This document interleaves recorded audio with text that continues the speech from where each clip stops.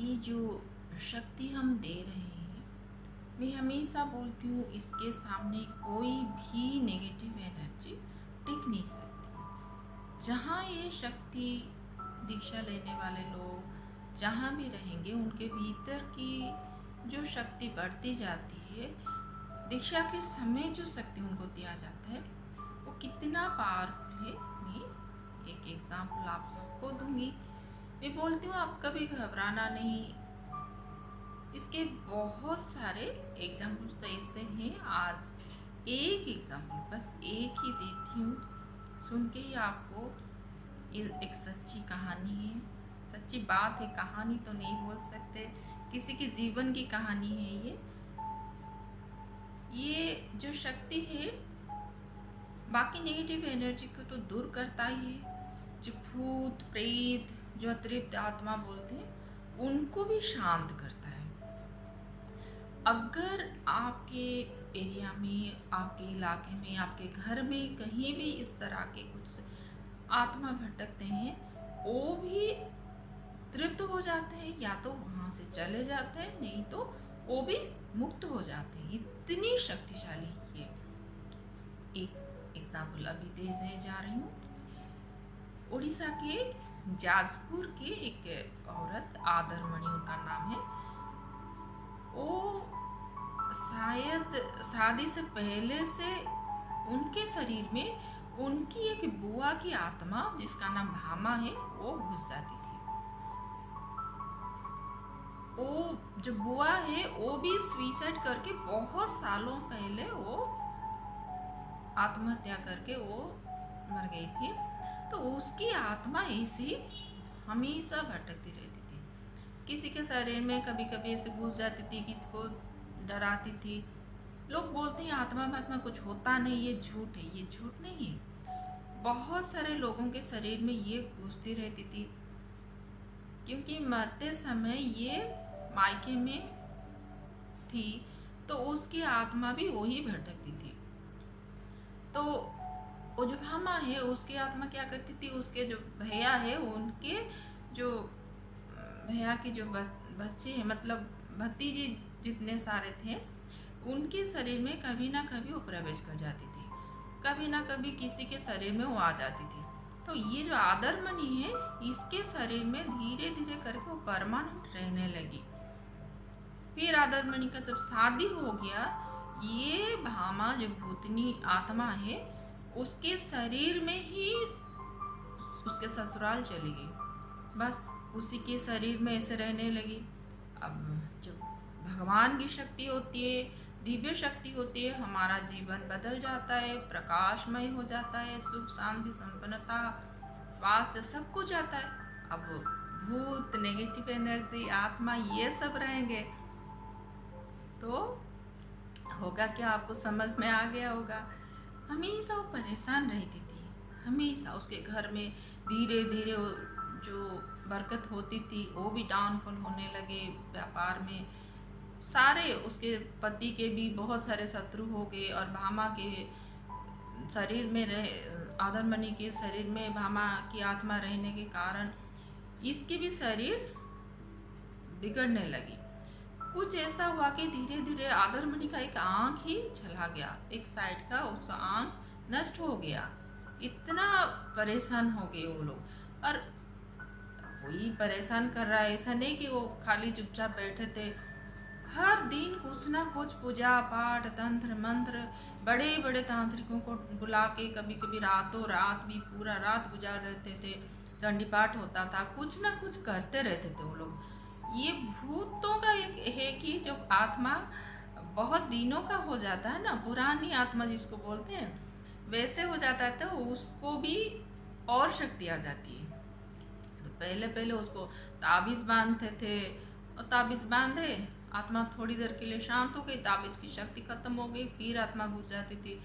ऐसे चलता था। पता नहीं उसके लिए कितना इलाज करना पड़ा, जिस तरीके से जितना जादू टोना ब्लैक मैजिक हो सकता है, पूजा पाठ हर कुछ किए, उसका प्रभाव रहता नहीं था। थोड़ी देर के लिए वो आत्मा बस शरीर से निकलता, फिर कुछ दिनों के बाद वही आसपास भटकती रहती थी और फिर उसके शरीर में घुस जाती थी। ऐसे एक नहीं दो नहीं, करीब 20-25 साल उसने ये कष्ट सहा। बहुत तकलीफें थी, बहुत बहुत मतलब बहुत। घर में अशांति, कलह कलेश, ये सारे चीज़ लगे रहते थे। हर तरह का पैसे का प्रॉब्लम, अगर ये सारे नेगेटिव एनर्जी रहेंगे तो वैसे ही होगा, नेचुरली होगा। बहुत उसके लिए ये भी हो चुका था, बड़े बड़े पंडित वो सबको दिखा चुके, बहुत कुछ हुआ था, बहुत कुछ।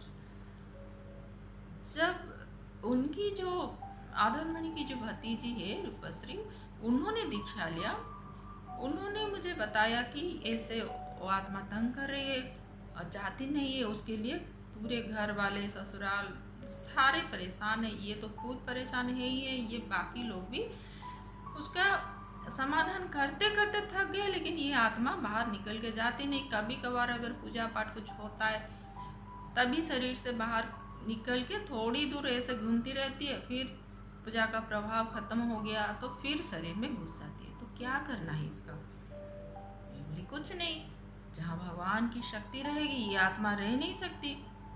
तो एक दिन मैंने बोला कि उसको बोलो, ये शक्ति हमारा जो शक्ति है दीक्षा के रूप में जो देते हैं मंत्र और शक्ति ले ले, फिर देखते हैं कैसे रहती है वो आत्मा। फिर एक दिन तय हुआ कि उसको दीक्षा देना है। मैंने मंत्र दे दिया, बोला 4 बजे तुम बैठे ना उधर, बैठ ठीक समय देख के ही बैठ जाना, मैं इधर से अपना शक्ति भेजूंगी, तुम यही मंत्र जाप करते रहना। फिर एक दिन बैठी 4 बजे, जब उसने मंत्र जाप करना शुरू किया और यहाँ से जो शक्ति उसके शरीर को जाने लगी, वो देख रहे कि कुछ उसके शरीर से निकल के जा रहा है, बाहर कुछ चीज जा रहा है, काला काला सा धुआं जैसा। ऐसे भी आदरमणि पहले से उसको देखती थी, भामा की आत्मा जब उसके शरीर में घुसती थी, कब बाहर जाती थी, उसको ऐसे भी पहले से दिखता था। तो इस बार जब वो बाहर निकलने लगा, वो भी उसको दिख रहा था, भयंकर सा रूप, काला काला होके कुछ निकल रहा है बाहर। अब वो देख रहे कि मैं जब जाप करने लगता हूँ तो ये बाहर चली जाती है, तो और जोर जोर से उसने जाप करने लगा, स्पीड स्पीड से जाप करने लगी वो आदरमणि। यहाँ से मेरी शक्ति जा रही है तो वो भी आदरमणि को वो भी दिख रहा है कि एक शक्ति बल है, जैसे एक रोशनी लाइट जैसे उसके चारों तरफ फैल रहे हैं, एक बलय जैसा प्रोटेक्टिव शील्ड जैसा उसके चारों तरफ बन रहे हैं। और ये आत्मा जो काला काला धुआं जैसा भयंकर एक रूप धारण कर रही है, क्योंकि वो गुस्से में आ गई। उसको जो आत्मा होते हैं ना, उनको भी लगता है कि उनके भले के लिए भी शायद कुछ भी करो, उनको लगता है हम मर जाएंगे। मरने के लिए सबको एक भय रहता है कि हम मर जाएंगे, जैसे सबको भय रहता है, आत्मा का भी वही सोच है कि अभी मैं मर जाऊंगा। तो वो गुस्से में पूरा उसका जो स्वरूप है वो विकटाल होने लगी। फिर जो शक्ति का जो लाइट का जो शील्ड बनता जा रहा था, उसके भीतर वो आत्मा अभी आ नहीं सकी।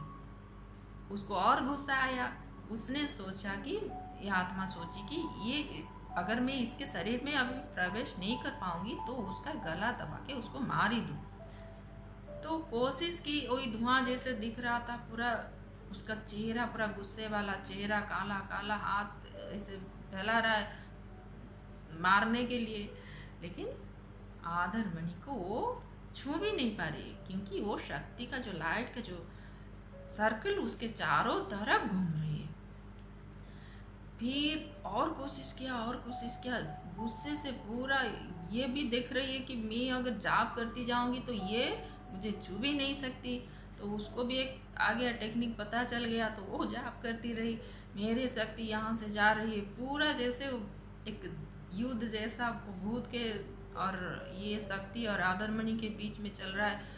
वो भी खुशी खुशी और तेजी से जाप करे, कैसे ये आत्मा मुझे मेरे शरीर छोड़ के जाए यहाँ से। इतना जाप करती रही, 1 घंटा करीब करीब उधर वो बैठी और मैं यहाँ से शक्ति भेजती रही। फिर वो आत्मा भीतर प्रवेश नहीं कर पाई। धीरे धीरे जब शक्ति का वलय बढ़ने लगा, प्रकाश का वो दिव्य जो सर्कल जो बढ़ने लगा, वो आत्मा बाहर ही रह गई, इसके शरीर को छू भी नहीं पाई। धीरे धीरे उसको कष्ट होने लगा।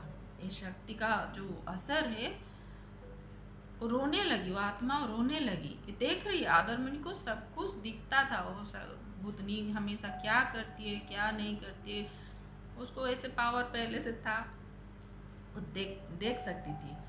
तो उसने देखा कि वो रो रही है। आखिर में गुस्सा करते करते थक गई और फिर रोने लगी कि तुम जाप मत करो, मुझे दर्द हो रहा है। ऐसे उसका जो एक्सप्रेशन था, भाव था कि तुम जाप बंद करो, मुझे तकलीफ हो रहा है। ये तो इसी मौके में थी कि कभी ये बुतनी को कुछ तकलीफ हो, यहाँ से जाए, और जाप करने लगी। फिर मैंने भी बोला था कि दूसरे दिन अगर तुम्हें कुछ अनुभूति हुई तो दूसरे दिन मुझे बताना। तो ये पूरा दिन भर 1 घंटे के लिए बोली थी, उसको मज़ा आ गया। ये जाप करने से तो ये मुझे छू भी नहीं पाएगी। तो दिन भर जाप करती देर, वहाँ से दोपहर से लेके रात हो गया, वो जाप करती रही।